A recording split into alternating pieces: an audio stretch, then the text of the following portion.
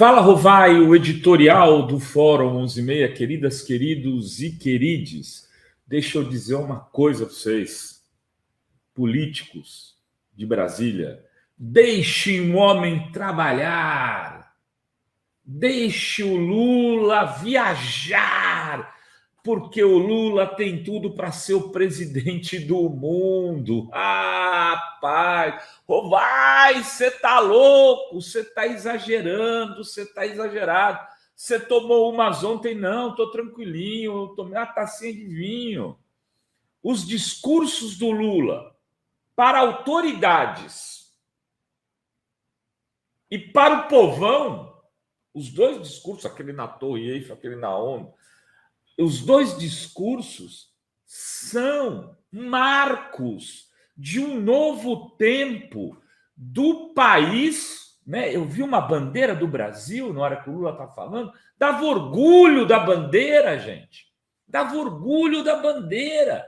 Vejam que coisa maravilhosa ver aquela bandeira rodando ali, o Lula falando, o cara traduzindo para o inglês, a plateia, a multidão gritando, só faltou gritar olê, olê, olá, lulá, lulá. Multidão de quê? De jovens o quê? Gringos, que estavam ouvindo o Lula falar o quê?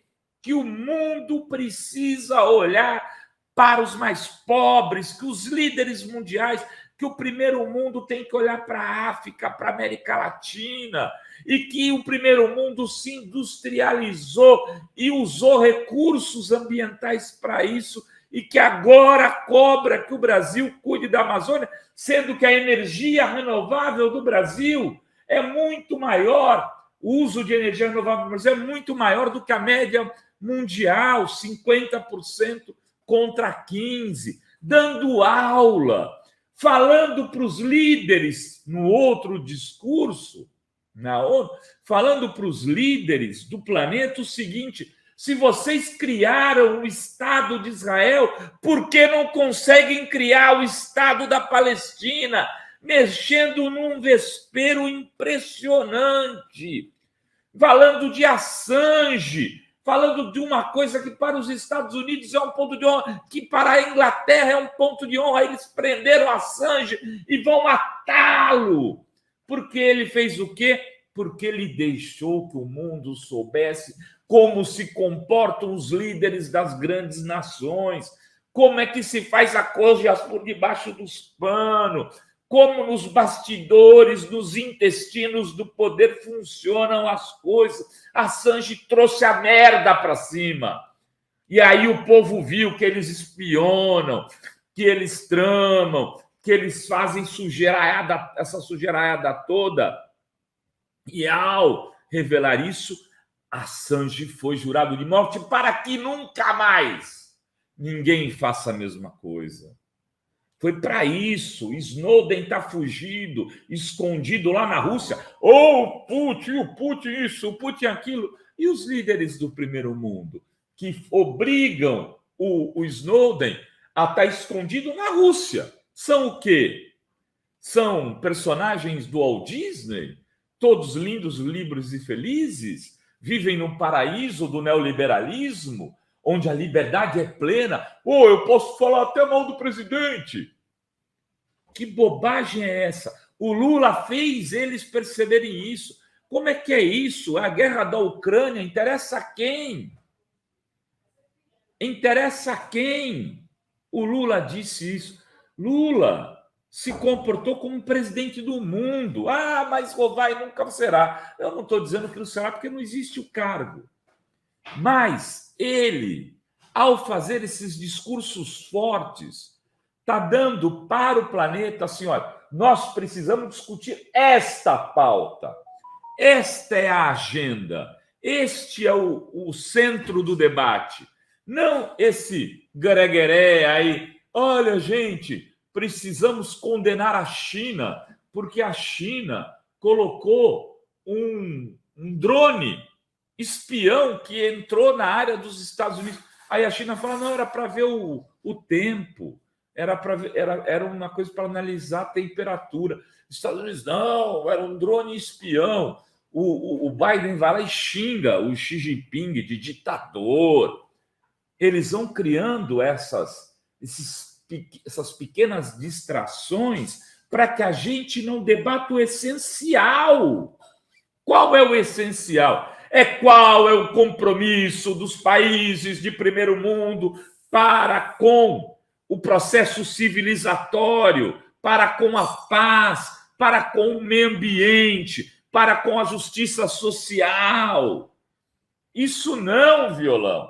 Isso eles não querem discutir. E para discutir isso, eles têm que dizer quanto eles vão dar para pagar a conta. Porque quando eles colonizaram e tiraram todos os recursos, inclusive naturais, de continentes como a África e a América Latina, não teve espaço para você pedir licença ou para vamos conversar, vamos sentar aqui. Não, era o colonizador matando o índio aqui, era colonizador escravizando o negro, era colonizador matando o negro na África do Sul, na Argélia, enfim, na Nigéria, em todos os países da África. A Argélia é um pouco, tem menos negros do que os outros países, mas enfim, era essa colonização. E o Lula está chamando a atenção deles para ele, como ninguém tem coragem de fazê-lo, porque o Lulão já está fazendo xixi de porta aberta, é o terceiro mandato dele. Mas o Boric falou aquele dia lá o Boric, sabe? É um líder importantíssimo. Ele falou mal da Venezuela. Aí eu lembro do Chico Buarque.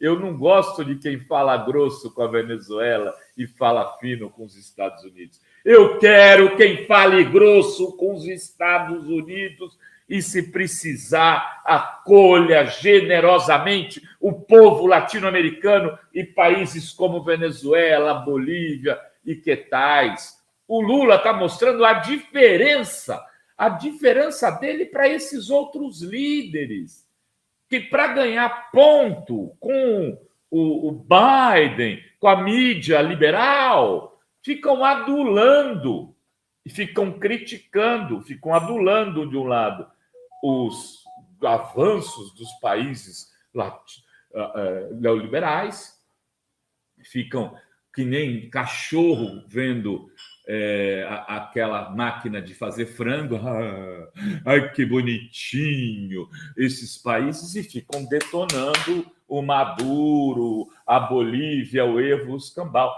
para ganhar visibilidade.